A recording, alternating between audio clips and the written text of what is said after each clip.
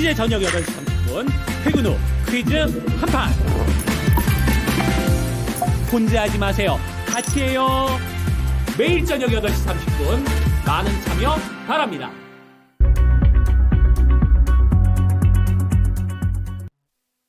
매수하고 싶은 종목이 많은데 매수 자금이 부족하네. 어떡하지? 고민하지 말고 토마토 스탁론 하세요. 내계좌 평가 금액에 최대 300% 대출이 가능합니다. 서류 작성, 지점 방문 필요 없이 온라인 신청 후 대출금이 바로 입금됩니다. 지금 바로 토마토 스탁론에 문의주세요. 1644-8949 1644-8949.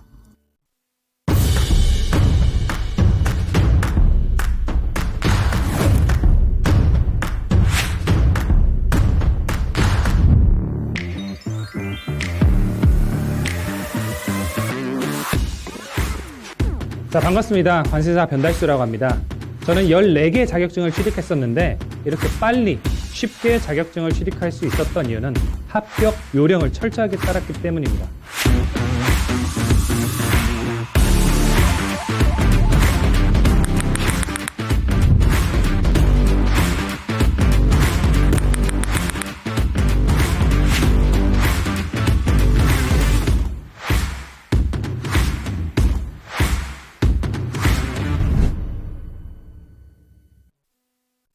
(2025년) 토마토 패스 투자자산운용사 유창호의 명쾌한 문제풀이.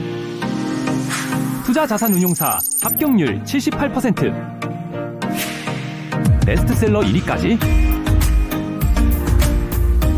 이 모든 결과값이 가리키는 단 하나의 선택. 합격으로 가는 하이패스 토마토 패스.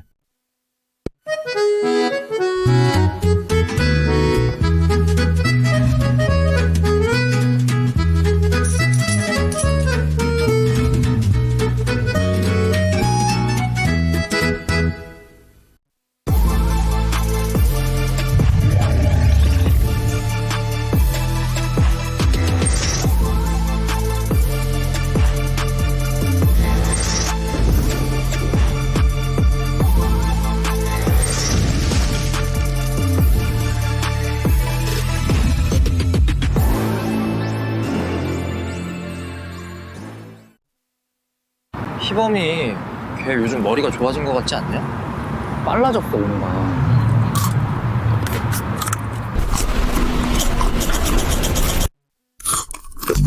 허니바나나 맛? HBM? 칩스.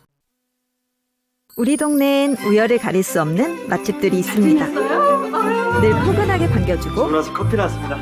내 취향도 잘 아는 너무 예쁜데요? 특별함이 가득한 동네 맛집. 이걸 누가 평가하겠어요? 올겨울엔 우리 동네 이웃상권에서 따뜻함을 만나보세요.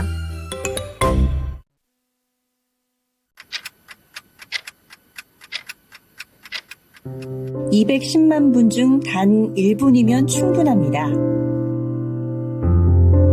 내 아이의 미래를 지키는 1분 OTAI. 앱 설치 없이 1분 진단 지금 무료로 확인하세요.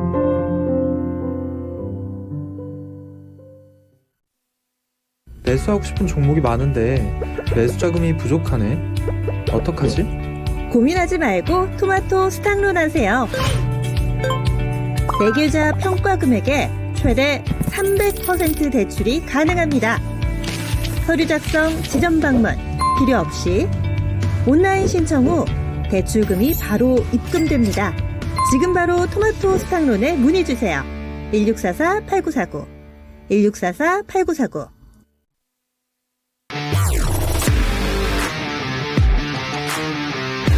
종목을 고르는 남다른 시각, 누구보다 자신 있는 투자 수익. 종목 선정이 어렵다면 김민준의 1월 강연방송 필수 시청. 핵심 섹터별 종목을 전격 공개합니다. 2026년 수익의 시작, 김민준 전문가와 함께하세요.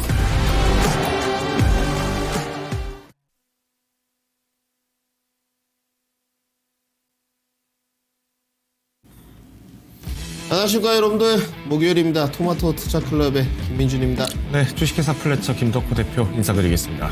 날씨가 많이 춥습니다. 오랜만에 인사드리는데요.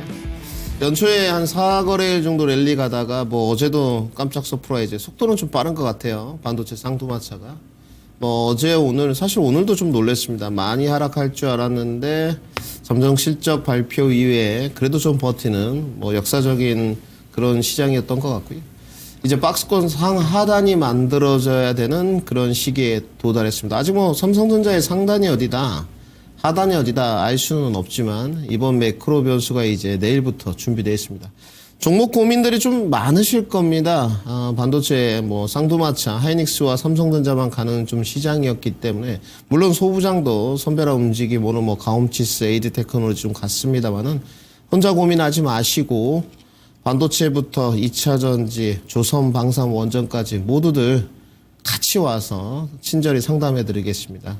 밑에 아래 자막 나가고 있고요. 전화번호 나가고 있습니다. 전화 상담도 친절히 응대해 드리겠습니다. 옆에 김덕호 대표님 나와 계신데 오늘 시장 한마디 듣고 힘차게 한번 출발해 보겠습니다. 오늘 시장 어떻게 보셨습니까? 사실 지수는 혼조라고 얘기를 하잖아요. 근데 지수가 혼조라면은 지금 오늘 하락 종목 보시면 아시겠습니다만은 거의 70% 가까이 넘는 종목들이 좀 하락을 하고 있는데, 그런데도 불구하고 지수가 계속 그냥 양호하게 나왔다라는 거는 그만큼 이제 여전히 반도체 투톱이 주도를 많이 하고 있는 시장이다. 앞서서 이제 박주영 운영님께서도 삼성전자, SK하이닉스가 주도하는 시장이 될 것이다라고 강조를 많이 해주셨는데, 지금도 그 분위기는 여전한 것 같습니다. 그리고 오늘 새벽에 이제 발표가 됐던 미증시 현황을 보신 분들은 아시겠습니다만은, 우리가 이제 고용 지표가 좀 불안하다. 그리고 RSM 지표는 그래도 상대적으로 제조업 지수 아직 좀 덜 올라왔다. 이런 얘기들이 나오고 있는데, 우려할 상황은 아닌 것 같아요. 그만큼 이제 이런 조정기 때 또 적극적으로 매수하셨던 분들, 오늘 이제 개인 투자분들이 꽤나 많은 접근을 하셨는데, 저는 전략적으로 잘 하셨다고 봅니다. 다만 이제 경계를 하셔야 되는 거는, 이렇게 지금 좀 지수에 좀 눌림목이 있을 때 사실 다 싸게 보이거든요. 그럴 때는 너무 많은 비중으로 접근하시면은 또 순환매 때 또 내 것만 안 간다, 이런 아쉬움이 항상 생깁니다. 그래서 지금은 이제 장기 그리고 단기 전략 나누어서 양분하셔서 가져가시는 게 가장 좋지 않을까라고 말씀드리겠습니다. 네, 오늘도 여러분들 힘차게 가보겠습니다. 유튜브 많이 오시고요. 전화 상담 늘 열려 있습니다. 첫 번째 종목부터 저부터 한번 힘차게 출발해 보겠습니다. 첫 번째 종목은요, 우리 선봉장님께서 올려주신 코롱인더입니다. 42,150원에 15%입니다. 향후 전망 부탁드립니다. 올려주셨어요. 최근에 사신 것 같고, 이제 코롱인더 하면 몇 번 그 종목 상담을 드렸는데, 아라미드죠. 제가 봤을 때 코롱인더의 그 실적을 좀 보시게 되면 나쁘지 않은 쪽입니다. 이제 석유화황으로 좀 대변되는 쪽인데, 코롱인더는 사실 코로나 때 굉장히 좋았어요. 그런데 이제 실적이 좀 감소되면서 안 좋았던 부분인데, 영업이익률은 그렇게 높지 않습니다만은 밸류에이션 부담감은 없는 쪽이고, 올해부터 이제 내년에 개선되는 영업이익 폭이 있어요. 그 부분을 공략하고 아무래도 낙수 효과가 조금, 수급의 변화가 좀 있지 않겠느냐. 자, 여기는 우리 선봉장님을 위해서 제가 아까 줄을 좀 그어놨었거든요. 연두색 선상은 이렇게 보이시죠, 선봉장님. 주봉상의 병곡입니다.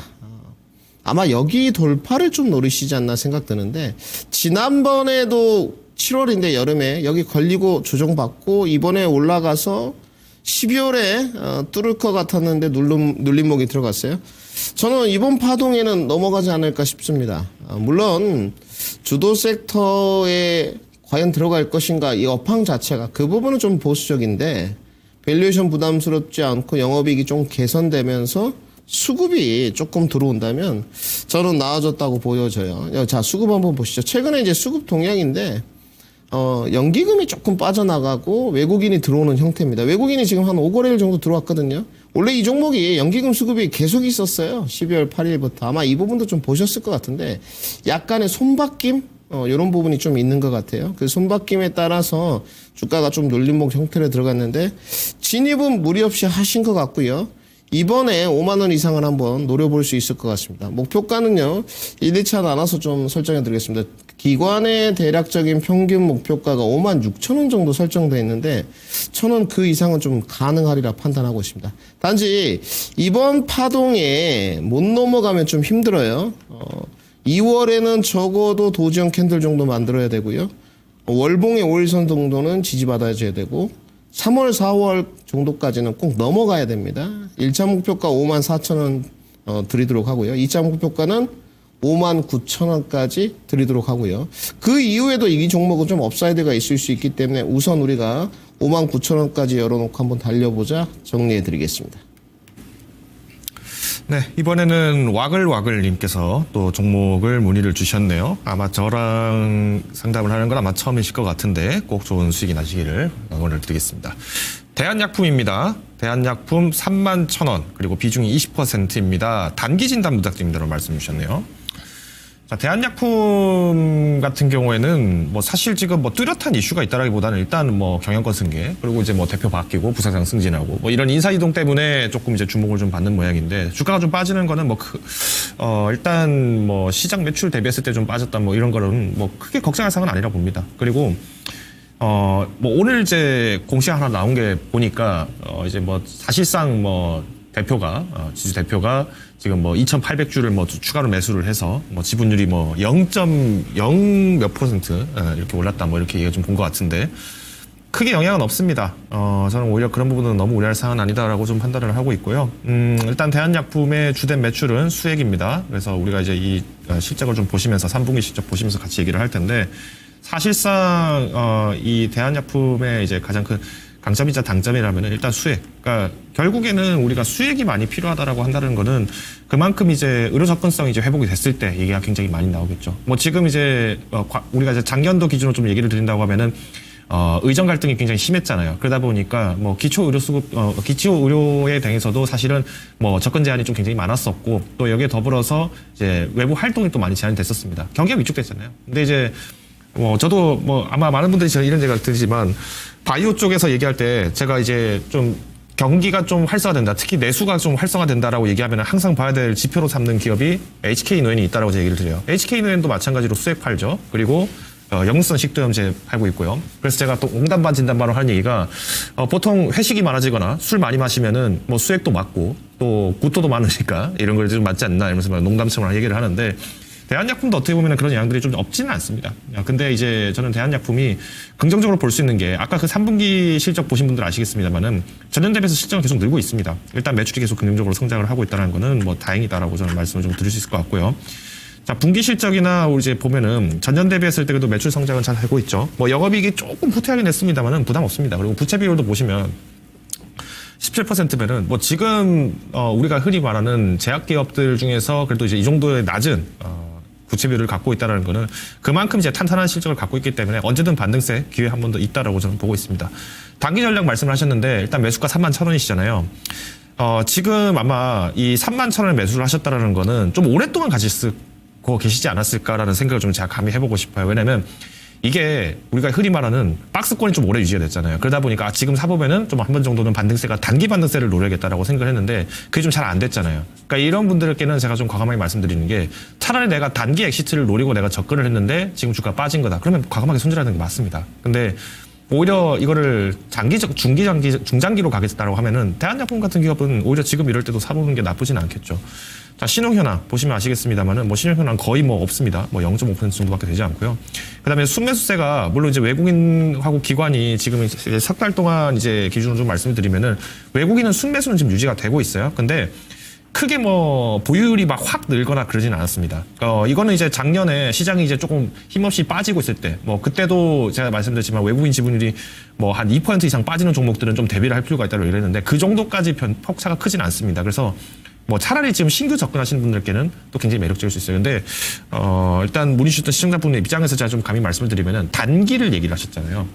만약에 27,000원까지 빠진다. 그때는 빨리 엑시트를 하시는 게 저는 맞다고 봐요. 오히려 본인 매매 스타일에 맞춰서 얘기를 했을 때면은 저는 아마 이제 시청자분과 마찬가지로 좀 단기 승부수를 지금 차라리 주도주를 잡겠다라고 하시는 분들이 팔고 나가면서 이런 문제가 생기는 거거든요. 그래서 일단 손절가는 제가 27,000원 먼저 제시를 드릴게요. 그리고 연중 목표가 저는 일단 33,000원 탈환은 충분히 가능하지 않을까라고 판단을 하고 있습니다. 그래서 차라리 4분기 실적 발표 때까지는 조금 더 기다려 보실 필요가 있다라고 보고 있고요.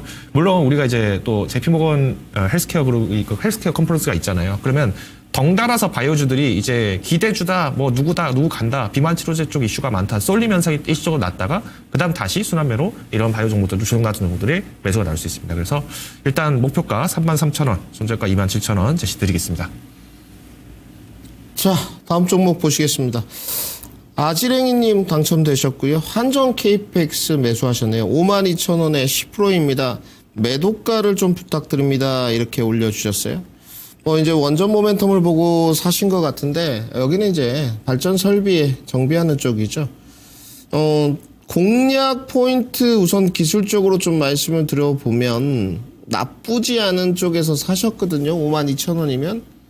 제 판단에 이동평균선 매매를 하신 것 같아요. 사신 지는 얼마 안 된 것 같고, 62동 평균선 이렇게 좀 보신 것 같은데, 개파락을 조금 했어요.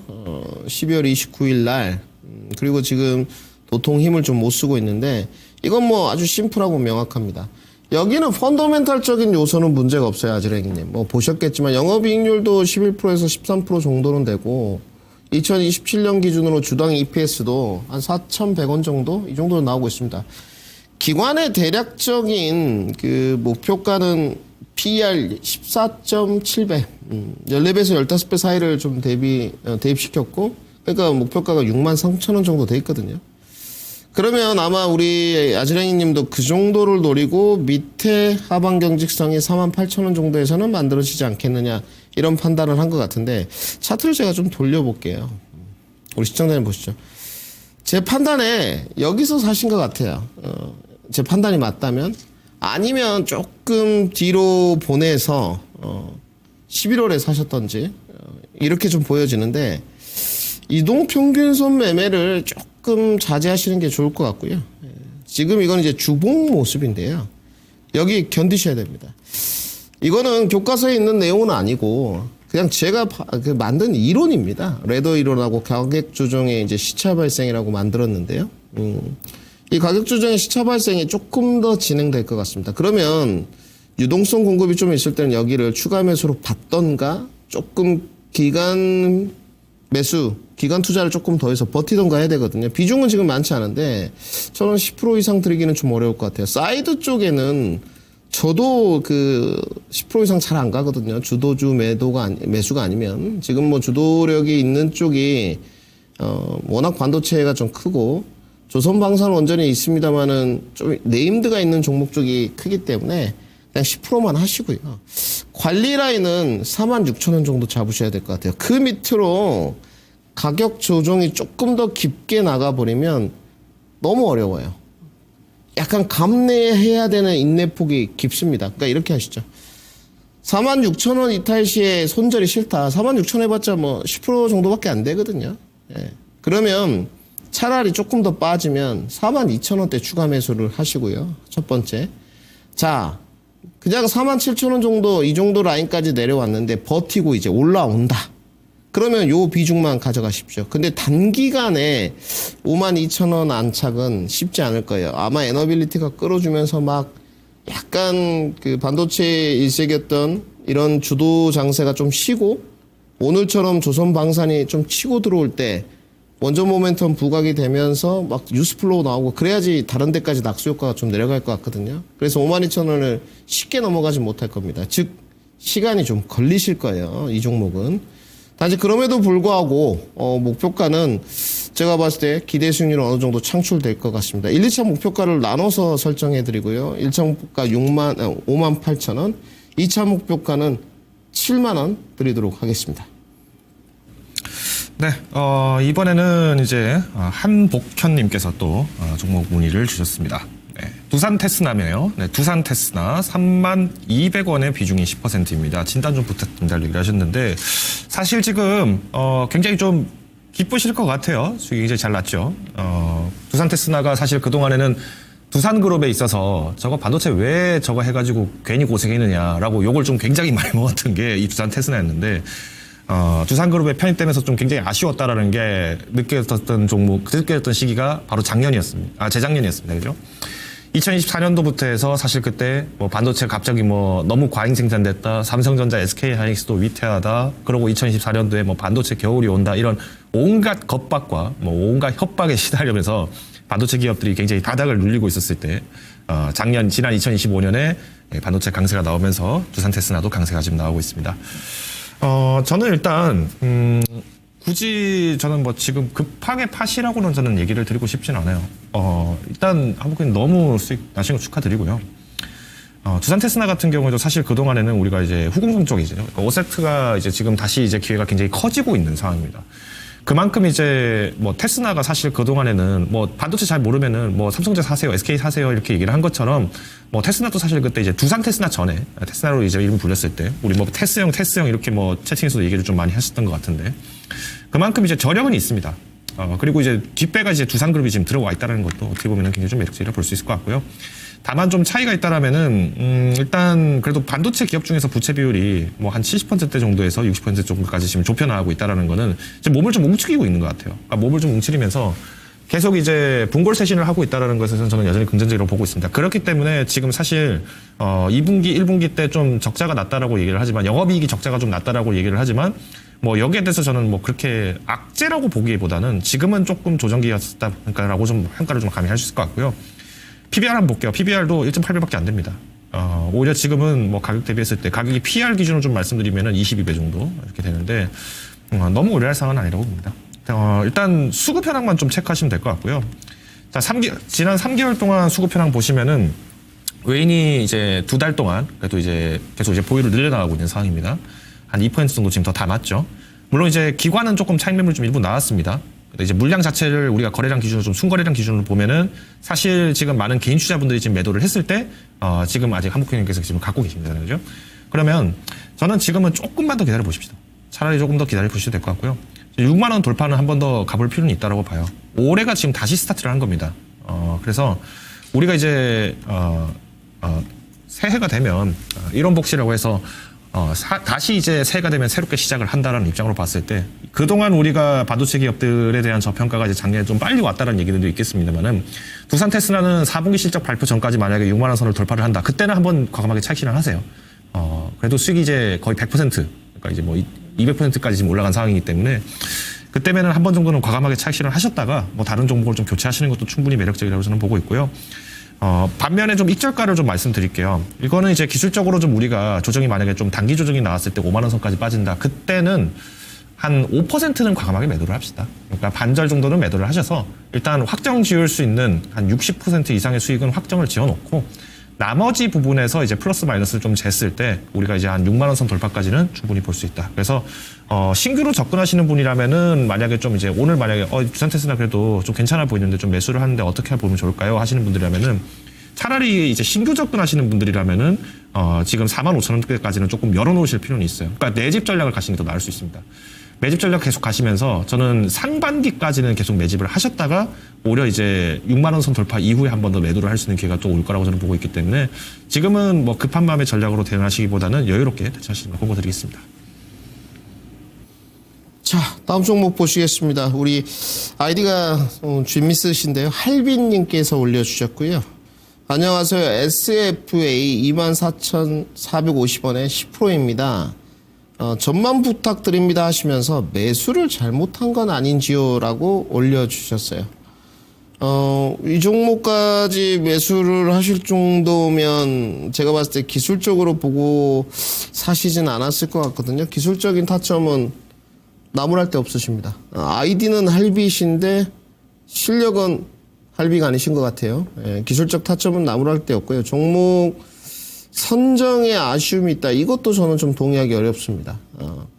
여기는 사실상 지주사격이에요. 업황은 2차 전지 부분이 있고요. 반도체 부분이 있고 디스플레이 부분이 있는데 이 회사는 솔직히 말씀드려서 제가 정말 연구를 많이 했던 게 없는데 이 기업 좋습니다. 좋은데 참 할 말이 많은데 우선 자회사 실적들이 좀 안 좋아서 실적이 내려가면서 좀 고생을 했고요. 그 실적이 안 좋다는 부분이 SFA가 지금 보시게 되면 1,000억이에요. 작년에 그 이제 재작년이 있겠네요. 벌써 2024년 전이니까 그때는 적자였고요. 올해 지금 1,600억으로 늘어난다는 거잖아요. 사실은 작년 흑자에서 그 적자에서 흑자 턴할 때 주가 많이 못 갔습니다. 저는 좀 단기보다는 길게 보시는 걸 좀 추천드리고 싶고 비중이 10%니까 아마 좀 단기 접근하신 것 같은데 자회사가 CIS하고요. SFA 반도체예요. 그런데 가보자고요. 둘 다 실적이 감소된 건 했는데 저는 CIS도 할 말 많고요. CIS 보시게 되면 2차 전지 중에서 유일하게 2023년에 3,000억에 389억, 24년에 5,000억에 593억. 이 기업은 여러분 3분기 때도 흑자예요. 877억에 75억. 얼티엄 셀스 사태가 있었는데도 2차 전지 기업들 보면 적자가 수두룩합니다. 근데 이 기업은 3분기도 흑자 찍었어요. 너무 저평가 받고 있고요. 올해 벌써 여러분들 이 기업이 영업이익망 250억 넘게 찍었습니다. 4분기 실적 아직 안 나왔는데. 그리고 이제 SF 반도체가 있는데 SF 반도체도 좀 보시죠. 여기가 이제 최근에 주가는 좀 올라왔지만 적자였죠. 적자에서 이제 흑자로 올해부터 이제 턴이 됩니다. 그래서 좋아질 거예요. SFA도. 그래서 보유하시고요.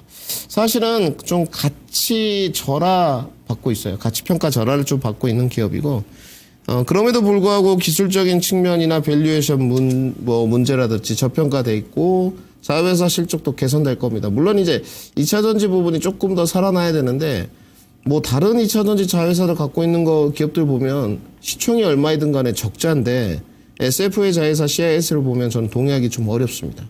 이 종목은 더 갈 수 있고요. 이번 파동에 26,000원 위로 올라갈 겁니다. 가볍게 29,000원, 30,000원까지는 갈 거예요. 분명히.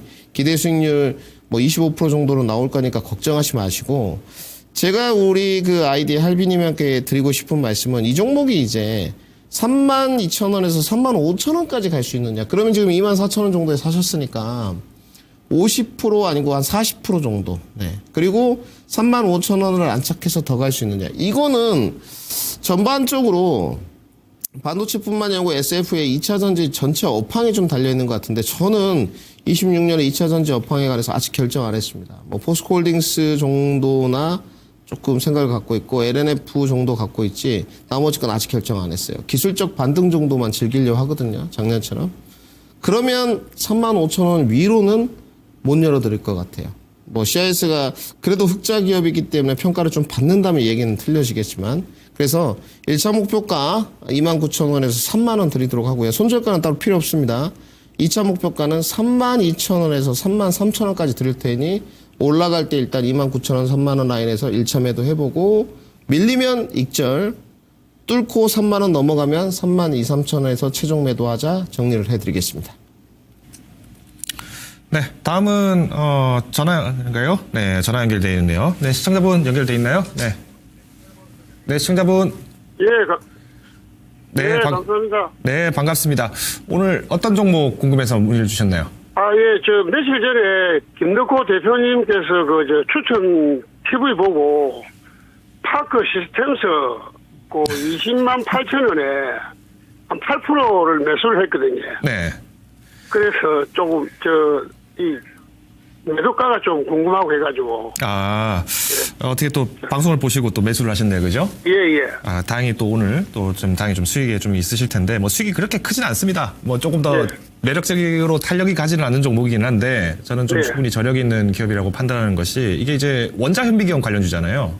원자현미경이라고 하는 거는 말 그대로 우리가 이제 광학현미경 단계를 좀 넘어서서 이제 공정이 더 작아지고 더 이제 나노 단위가 더 작아질수록 우리가 이런 제품들이 더 많이 필요할 수밖에 없습니다. 근데 파크 시스템즈는 제가 그때도 말씀드렸지만은 사실 해외 매출이 80% 이상입니다. 거의 뭐 이제 90%에 지금 가까워지고 있는 상황인데 그럴 수밖에 없는 게 일단 해외에 자회사가 굉장히 많고 또 지금 해외 연락수가 굉장히 많아요. 제가 이제 전자공시 자료를 좀 제가 참고를 좀 말씀을 드리면요.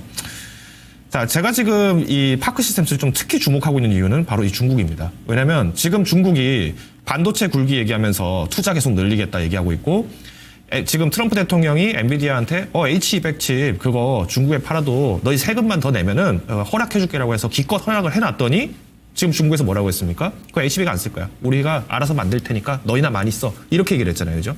그러면 결국 반도체가 지금 사실 중국의 이제 화웨이 장비를 비롯해서 많은 이제 반도체 기업들이 지금 이제 거론이 될 텐데 지금 실질적으로 엔비디아가 필요로 하는 제품들처럼 그러니까 엔비디아 수준급으로 만들려고 하기 위한 그 나노 단위가 안 됩니다. 그러면 양으로 밀어붙이겠다는 거예요. 근데 이것도 결국은 그런 기술력들을 계속 학습하고 연구하는 시간들이 계속 축적이 되면은 지금처럼 중국 정부가 아예 대놓고 우리가 정부가 밀어줄게라고 하는 식으로 자금을 주어진다라고 하면은 결국 기업들도 탄력을 받아서 이제 다음 단계로 넘어갈 수 있는 모멘텀들을 확보를 할 겁니다.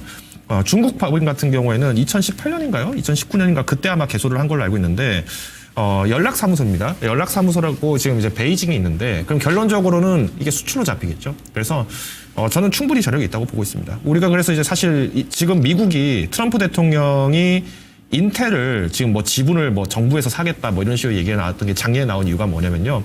파운드리는 결국에는 갈 수밖에 없습니다. 근데 그 파운드리를 하기 위해서라도 일단 기술 재배를 하는 데 있어서 필수 장비들이 우리가 흔히 말하는 뭐 노광 장비도 있을 거고 뭐 세정 장비도 있을 거고 굉장히 많은데 저는 일단 결론적으로는 그러면 우리가 이제 기술 혁신 분야에서 봤을 때 원자 현미경은 갈 수밖에 없다라고 판단을 하고 있습니다.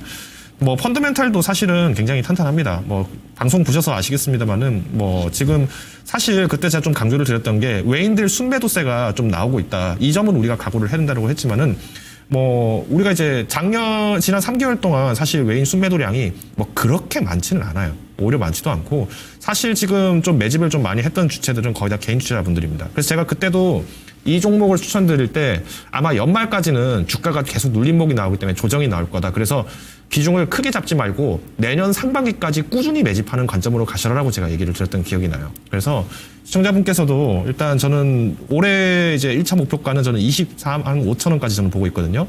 근데 아마 24만 원 선 돌파가 나올 때 한 번 정도 이때 특별한 이벤트가 없이 계속 이제 꾸준히만 상승을 한다라고 하면은 그때부터는 좀 손바뀜이 나면서 잠깐 차익 매물이 나올 가능성이 큽니다. 그래서 수익 목표가는 저는 24만에서 24만 5천 원 사이에서는 한 번 정도는 수익 실현을 하셨다가 뭐 아니면 좀 더 조정 시 또 추가 매수를 하시는 걸 권고를 드리겠고요.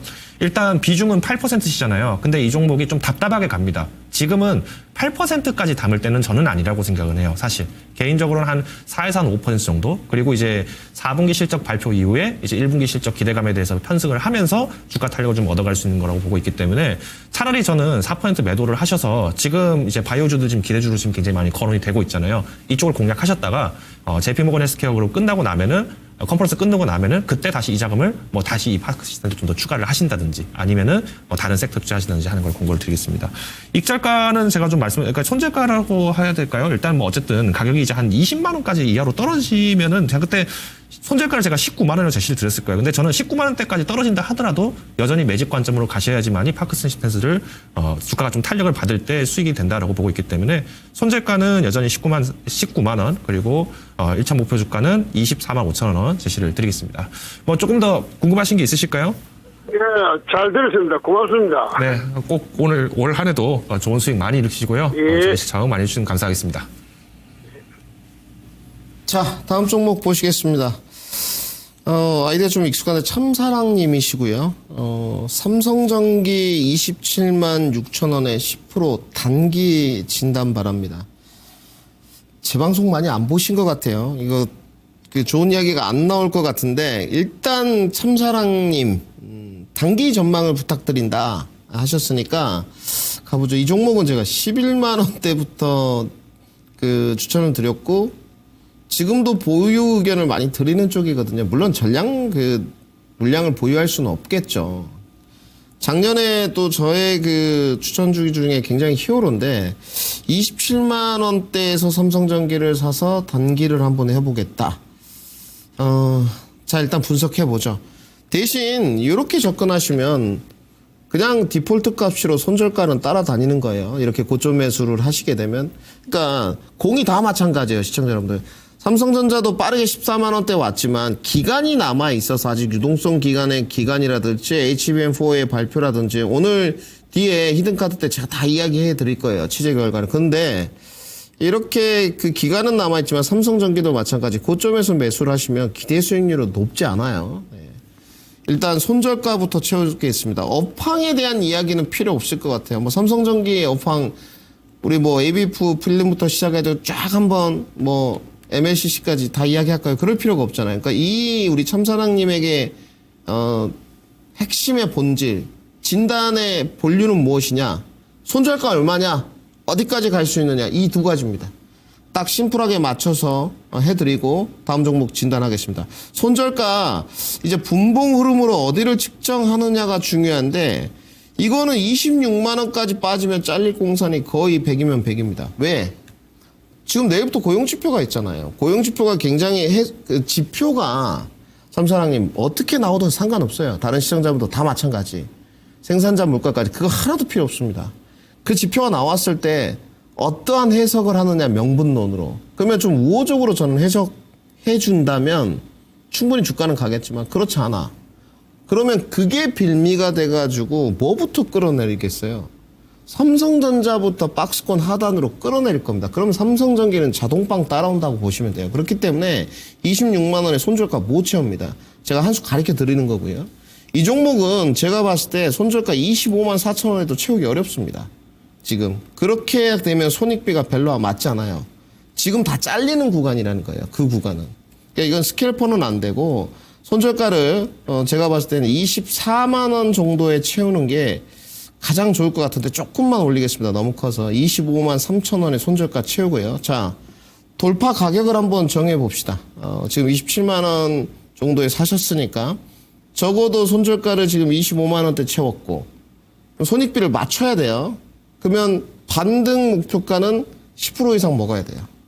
그러면 반등 목표가는 33만 원까지 최대 리포트가 나와 있는 것도 있지만 거기까지는 약간 좀 불장 가야 될 것 같고 중립 수준의 평이한 가격이 어디까지일 것이냐 31만 원으로 저는 평가해야 될 것 같습니다. 그러면 어느 정도 1.5대 1 정도 손익비는 맞는 것 같거든요. 목표가 31만 원 제시토록 하고요. 손절가는 60분 봉상 기준으로 25만 4천 원 드리도록 하겠습니다.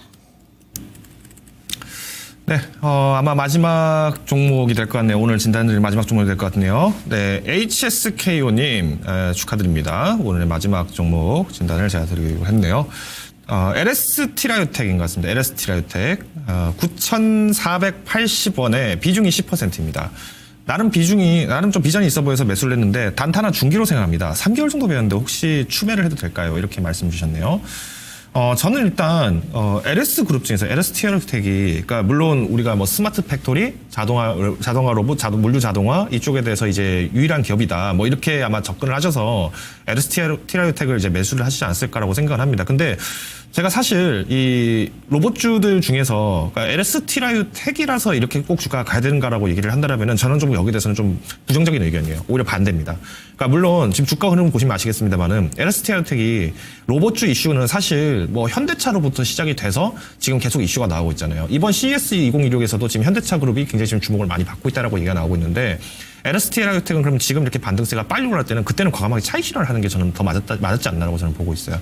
물론 이제 중장기 모멘텀으로 우리가 사실 피지컬 AI 부분에 계속 강조가 될 수밖에 없다 보니까 LS티라유텍도 사실 그 로봇 관련 자회사를 또 가지고 있거든요. 그리고 3분기 기준 매출을 기준으로 말씀을 드리면은 여기 한번 같이 보실까요? 네, 3분기 기준 매출을 좀 보시면은 결론적으로 일단 자동화 구축 분야에서의 매출이 굉장히 클 수밖에 없기 때문에 의존도가 굉장히 높다라는 거예요. 근데 문제는 이렇게 열심히 일을 했는데 사실 손에 떨어지는 게 있어야지 뭔가 이제 주주들 입장에서 좀 안정적으로 투자를 할 수 있지 않겠느냐 이렇게 보시는 거거든요. 근데 이 기업의 가장 큰 단점 중 하나는 뭐냐면요. 지금 여전히 로봇 거의 좀 시총이 좀 작고 한 로봇주들의 특징이기는 하겠습니다만은 이익이 잘 안 나요. 이익이 안 나고 계속 지금 제 돈 까먹기를 하고 있단 말이에요. 근데 이게 지금 분기가 아니라 연간 지금 적자가 계속 지금 늘어나고 있는 상황입니다. 그러니까 매년 적자는 적자대로 계속 늘어나고 있는 상황이고 부채 비율도 계속 늘어나고 있는 상황이고 그러면 여기서 이제 조심하셔야 되는 건 뭐냐면은 어떤 이제 기술 지표상에서 어떤 특정 가격 이상이 이탈을 하게 됐을 때는 과감하게 청산을 하고 나오셔야 되는데 일단 언제 매수를 하셨는지는 잘 모르겠어요. 그러니까 9,480원이라는 가격이 사실은 도래를 할 때가 지난 이제 1월 2일, 그러니까 신년 기대감으로 이제 로봇주가 대박이 될 거래, 올해 괜찮을 거래 하면서 접근을 하실 수도 있는 것이고 아니면은 요번에 좀 조정이 나왔으니까 한 번 더 사볼까? 이렇게 접근할 수도 있단 말이죠. 근데 저는 일단 LS티라유텍을 10%로 이제 승부수를 띄운다라고 하시더라도 저는 일단 수급 면에서는 일단 로봇주들이 좀 긍정적으로 나오고는 있거든요. 일단 외인 같은 경우에도 사실 뭐 그렇게 크게 변동은 없어요. 여전히 이제 한 2에서 3%대 왔다 갔다를 하고는 있긴 합니다만은, 근데 문제는 이렇게 시총이 작은 종목들 같은 경우는 이렇게 이제 변동성이 커지게 됐을 때 시청자분이 손실을 한번 봤을 때 이거를 복구할 방법이 좀 쉽지는 않을 것 같아요. 그러니까 이 종목으로 꼭 승부수를 볼 필요는 없다는 얘기예요. 제가 오히려 차라리 저는 지금 LS트라이오텍을 10%를 담으신다면은 차라리 5%만 매도를 하셔서 5%를 뭐 현대차 그룹을 사시거나 하시는 게 더 나을 수도 있다라고 보고 있습니다. 주도주가 결국엔 지금 장세를 계속 만들어가고 있거든요. 그러면 이 주도주 장세를 갖고 간 상태에서 내가 로봇주를 산다. 그러면 이 두 개, 현대차랑 그다음에 LS트라이오텍을 내가 접근했다는 거는 나는 로봇 때문에 산 거야. 이런 식으로 해석을 하시면은 한 개 종목처럼 매매가 가능해집니다. 근데 아까도 제가 강조를 드렸지만은 가격이 한번 이탈됐으니까 아마 쭉 빠진다 하더라도 한 8,200원? 까지는 좀 조정은 나올 수는 있습니다. 8,200원. 근데 이거는 이제 시청자분께서 이제 3개월 정도 해서 추매를 내가 고민을 하겠다라고 했을 때 이 종목을 20%를 담아서 3개월 내 승부수를 보기에는 오히려 좀 어려울 수는 있겠다는 게 제 직감이에요. 그래서 차라리 지금은 비중을 좀 줄이시고 오히려 그러니까 4%, 3% 갖고 계신 상태에서 만약에 이 종목이 좀 주가가 더 밀렸다. 그때 추가 매수를 한 번 더 하시면 됩니다. 그때 배수 매수를 하시면 돼요. 그러면 오히려 단기 반등이 많았을 때 3개월 내에서 한 번 정도의 수익할 기회는 충분히 있다고 저는 보고 있습니다. 그래서 일단 추가 매수 분기점으로 기준으로 말씀을 드리면 8,200원인데 이 8,200원이 깨졌을 때는 손절을 한번 진중하게 고민해 보실 필요가 있습니다. 그래서 손절 혹은 추가 매수 분기점은 8,200원. 그리고 연중 목표가는 저는 일단 11,000원까지는 어떻게든 이제 한 번 정도는 기회가 올 것 같아요. 그런데 문제는 3개월 내에 온다라는 보장을 제가 드리기는 좀 어렵습니다. 그래서 차라리 3개월 내 목표가를 좀 제시를 드린다면 일단 보수적이시고 느낄 수는 있겠습니다만 9,600원. 그러니까 9,600원까지는 단기 회복은 충분히 가능하다고 봐요. 3개월로. 그래서 추가 매수로 일단은 전략을 접근을 하시자로 요약을 드리겠습니다. 벌써 시간이 이렇게 됐습니다, 여러분들. 더 많은 인원이 오셔가지고 좀 풍성하게 빛내주시면 시간이 연장될 수도 있습니다. 우리 PD님이 조금 힘이 생기셨기 때문에 자 힘차게 달려왔고요. 여러분들 기다리던 시간입니다. 히든 섹터 한번 출발해 보겠습니다.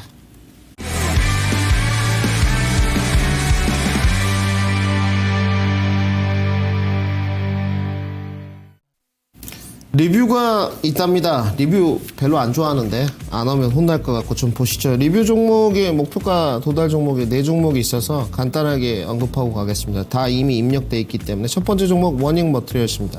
이게 벌써 이렇게 됐나요, 여러분들? 5개월이나 지났나요? 참 우리 이때 제가 아직도 기억나요. 야간에는 제가 유튜브 좀 보거든요. 23,000원에 우리가 봤던 종목인데 그때 누군가 이런 말씀 하시더라고요. 이런 종목을 이 가격에 사야 된다. 유튜브에서 막 떠드시던데 이거는 목표가 더 올리겠습니다. 이거는 사실 제 마음속의 목표가는 한참 높은데 많이 드리면 안 오실 것 같으니까 4만원 드리도록 하고요. 자, 다음 종목입니다. KTNG예요. 이런 거 하나 또 종목의 포트폴리오에 넣어놓으면 너무 좋죠. 이거 더 갑니다. 15만원까지 했는데 물론 다른 종목보다 퍼포먼스가 빠르지는 않죠. 계속 갈 거예요. 가지고 계신 분들 뭐 저라면 굳이 올해 내릴 필요 없을 것 같아요. 내년에도 저는 안 내릴 것 같은데 일단 17만원까지 목표가 드리도록 하고요. 자, 다음 종목입니다. 만도입니다. 이거는 여기서 보내줘야 됩니다, 여러분들. 정말로 제가 만도는 2차 전지 때 1000보를 제가 짜서 드렸거든요. 만도는 진짜 짤대로 다 짜서 드렸어요. 그래서 거기가 거의 오버슈팅까지 다 간 지점이고요. 한 45,000원대 내려오면 다시 한번 고민해 보자고요. 이것은 전략 매도 의견을 드리도록 하고요. 제가 기다렸던 시간입니다, 여러분. 자, 박수 한번 칩시다. 삼성전자 왔습니다. 모두가 다 노를 외쳤을 때 제가 내부 조사도 좀 했거든요. 다들 8, 9만원대 내렸더라고요. 근데 9만원에서도 적극적으로 사야 된다. 이 시간대 제가 부탁 처음으로 했어요, 피디님에게. 히든 섹터 시간에 삼성전자만큼은 여러분께 가격을 정해가면서 드렸거든요. 그 캡처를 조금 준비해놨다니까 혹시 될까요? 그죠? 저 사진인데 저 때가 기억납니다. 저 얼마 안 됐어요, 여러분. 11월 6일입니다. 지금 2달밖에 안 됐는데 저러면서 제가 PBR 1.7배, 1.8배 적용을 해서 단기 반등세는 12만원에서 14만원 간다고 말씀을 드렸고 목표가는 배우의 선다 시간에 15만 원 드렸습니다. 오늘 세부적으로 좀 짚어드리겠습니다. 삼성전자는 더 가고요. 저는 BPS 2배, PBR 곱하기 2배로 여러분께 목표가를 좀 드렸고요. 그래서 계속적으로 말씀드리지만 초중반에 주가가 15만 원 이상 도달 가능성이 높다라고 좀 말씀을 드렸고, 중하반기에 이제 오늘 목표가를 조금 더 말씀을 드릴 거예요. 뭐 24만 원까지 나와고 있는데 거기는 뭐 동의를 못 하겠고요. 그러면서 이제 하향 곡선을 내리면서 중하반기 때 내려올 텐데, 그러면 우리 이제 삼성전자 차트로 좀 돌아와서 박스권 상하단을 먼저 만들어야 됩니다, 여러분들. 아직 하단이 측정이 안 됐는데 오늘 기준으로 먼저 말씀을 드리면 상단은 일단 14만 4천 원 2% 가정을 놓고요. 하단은 12만 8천 원 놓겠습니다. 과대낙폭으로 가면 하단은 11만 8천 원까지 차트 보시면 삼각형 그려놨어요. 그려놓고요. 그 다음에 목표가를 주당 BPS 곱하기 PBR 2배로 해서 17만 2천 원까지 올렸고요. 오버슈팅으로 가면 18만 원을 중심으로 플러스 마이너스 때 엑시트 전략을 짜겠습니다. 이거예요. 1차 매도 정도를 하고 2차 매도 정도를 16, 17 정도의 각을 본 다음에 때리고, 그래서 내러티브가 일고 스토리로 밀어주면 18만 원에서 갈 때까지. 오케이? 야인시대 시청자분들. 그러면 삼성전자는 한번 달려보자고요. 전반기 어디까지 한번 달려보냐. 17만 원까지 일단 한번 달려보도록 하겠습니다. 자, 히든 섹터 여러분들 기다리실 텐데 오늘 단기로 한번 준비해봤습니다. 제가 오늘 준비한 히든 섹터는 전력 인프라 준비했습니다. 간단하고요, 여러분들. 전력 인프라에 대해서 뭐 저보다 다 아실 것 같은데, 사실은 뭐 전문가님 뭐 반도체나 이런 거 숨기시는 거 아닙니까? 더 이상 들릴 게 없고요. 예. 단지 동행력이 높다라고 저는 판단을 하고 있습니다. 저는 그러니까 여러분 잘 아셔야 돼요. 반도체는 김민주 전문가는 코어로 끌고 가고 전력 인프라 쪽에서는 단기 단타를 하는가 보구나. 그러면 정확하게 보신 겁니다. 네, 이쪽은 뭐 그냥 트레이딩 쪽으로 한 번씩 하고, 반도체는 지금 이제 1월인데 뭐 코스닥 소부장의 랠리 시작도 안 됐는데 내릴 이유가 없죠. 수익률 30% 이상에서도 저는 움짝달싹 안 하고 있습니다. 자, 그러면 다시 넘어와서 전력 인프라인데, 요즘에 그 동행력이라는 게 약간의 종목들이 선별화가 있긴 한데 전체 섹터에서 종목들이 다 같이 갖다 보면 이제는 전력기기 쪽도 좀 나눠지는 것 같아요. 단지 지금도 오늘도 제가 내려오면서 체크포인트를 가져갔는데 전력망 교체 수혜는 계속 나오는 것 같고요. 구조적으로 이 초고압 변압기 쪽은 굉장히 타이트한 것 같아요, 여러분들. 그래서 미국 중심의 수주가 쌓이면서 사이클을 기대하고 있습니다. 미국 중심. 그러면 미국 중심에 몇몇 기업들이 들어가 있냐, 제가 좀 조사를 해봤는데 효성중공업이 미국의 테네시 멤피스입니다. 여기에 지금 공장 승설 투자가 구체화되어 있죠. 대한전선이 최근에 또 미국 초고압 전력막 천억 뉴스가 있었고요. 일진전기가 미국의 단일 최대 규모 변압기 공급 계약 모멘텀이 있습니다. 오늘의 히든카드 6종목 오픈하겠습니다. 다들 한번 찾아보시죠. 종목이야 이제 대충 짐작을 하실 건데 의견들이 많으실 것 같은데, 제가 오늘 준비한 종목은 단기 관점에서, 다시 한번 말씀드립니다. 단기 트레이딩 관점에서 일진전기 준비했습니다. 자, 한번 보시죠. 사실 저의 완전 시그니처 스타일은 아닌데, 이런 스타일이 손절매에 입각해서 트레이딩 정도는 한번 해볼 수 있겠다. 손절 가격이 그러면 5% 내외겠다 그러죠. 이것도 사실 제 스타일은 아닌데 짧게 한번 접근해 보겠습니다.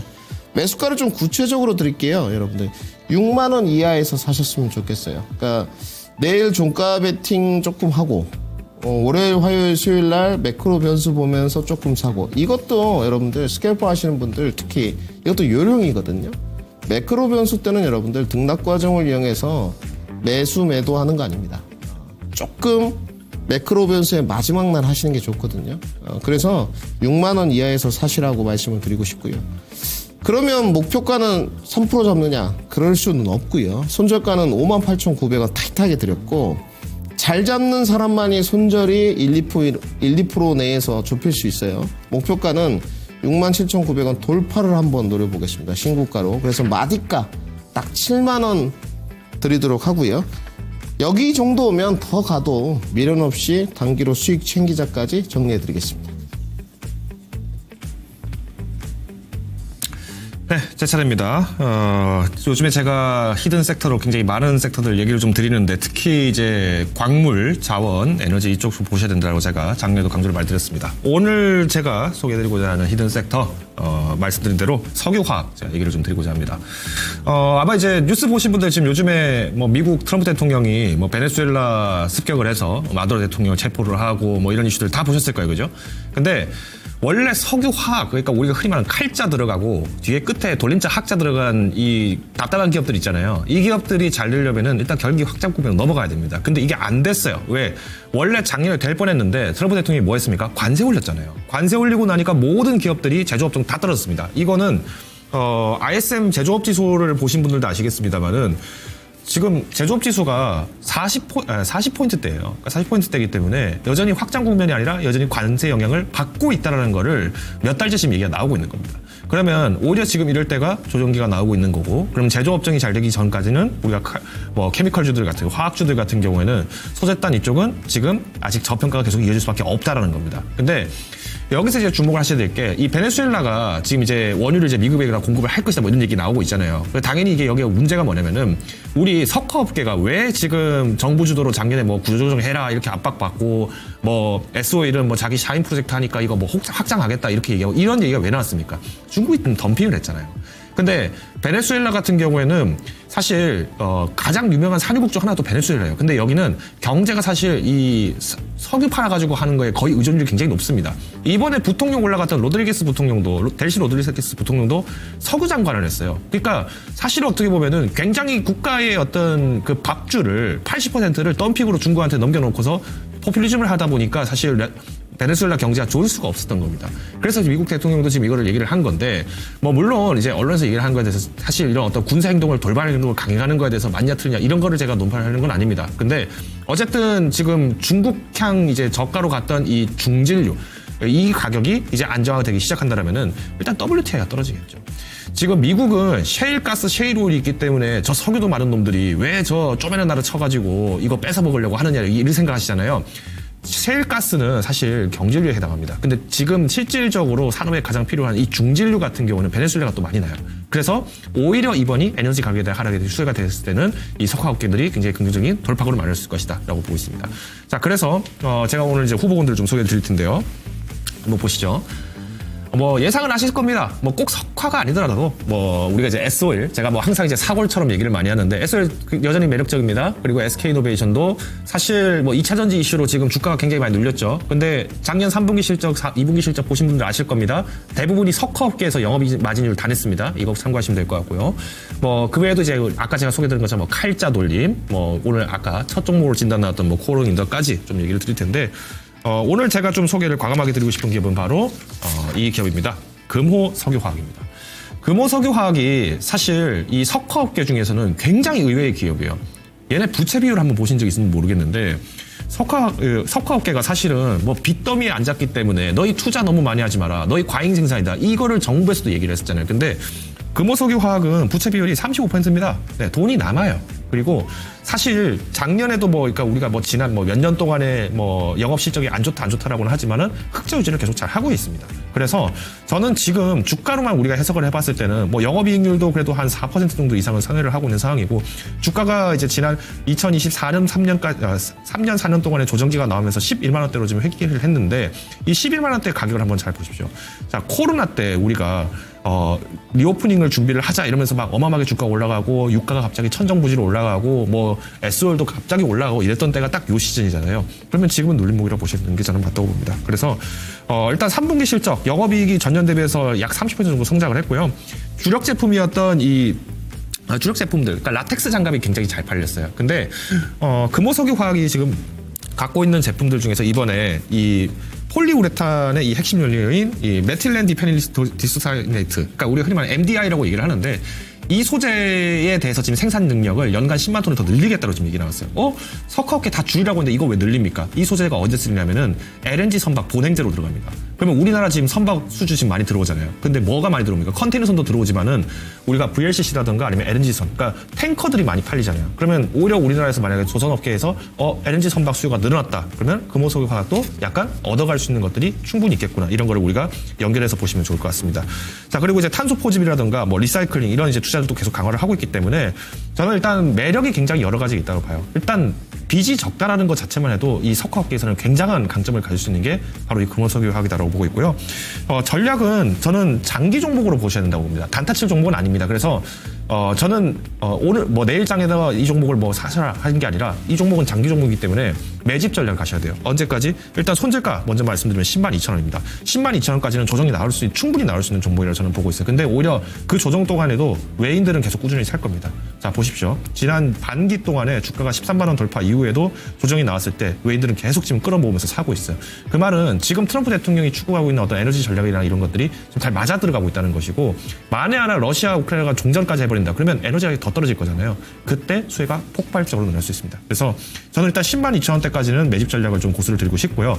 만약에 102,000원을 이탈을 했는데 이때 비중이 너무 커진 분들은 당연히 좀 종목을 줄이시거나 아니면 교체를 하시는 게 저는 맞다고 봅니다. 목표가, 저는 일단 1차 목표가 올해 138,000원을 좀 제시를 드리고 싶습니다. 그래서 1차 목표가라고 말씀을 드린 거는 여전히 지금 정책적 이슈, 정치적 이슈, 그리고 내수 경기 부활에 대한 어떤 이슈들 여러 가지가 지금 복합적으로 있는 게 바로 이 석화 부분이기 때문에 저는 1차 목표가를 일단 138,000원 여부를 좀 꼭 보시면 좋을 것 같습니다. 그래서 이 가격 기억해 주시고요.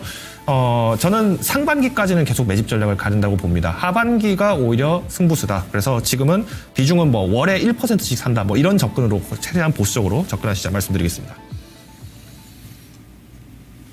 자, 여러분들 힘차게 달려왔습니다. 1분 정도 남았는데요.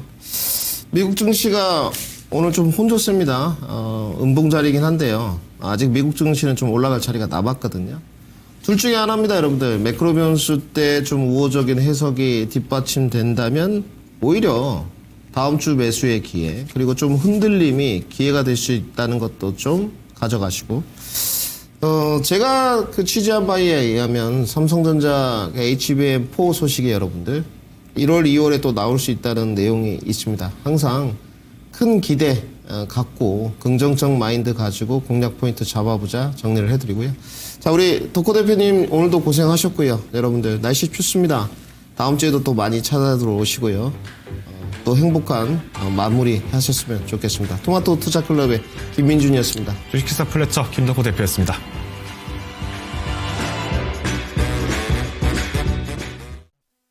본 방송은 투자 판단을 위한 조언일 뿐 투자 판단과 결과에 대한 책임은 투자자 본인에게 있음을 알려드립니다.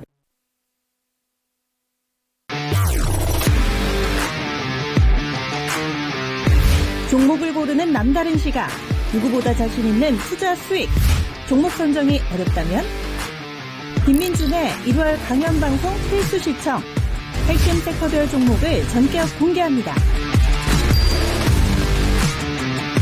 2026년 수익의 시작, 김민준 전문가와 함께하세요.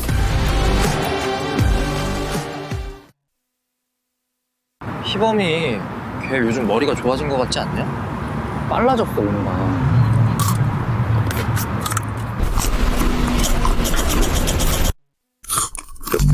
허니바나나 맛? HBM? 칩스.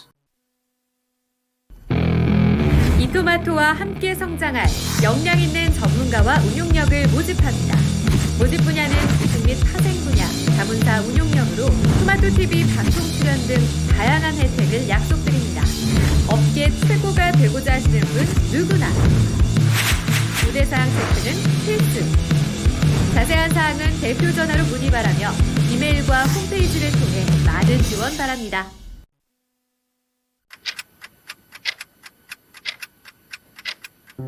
(210만) 분 중 단 1분이면 충분합니다. 내 아이의 미래를 지키는 1분 OTAI. 앱 설치 없이 1분 진단 지금 무료로 확인하세요.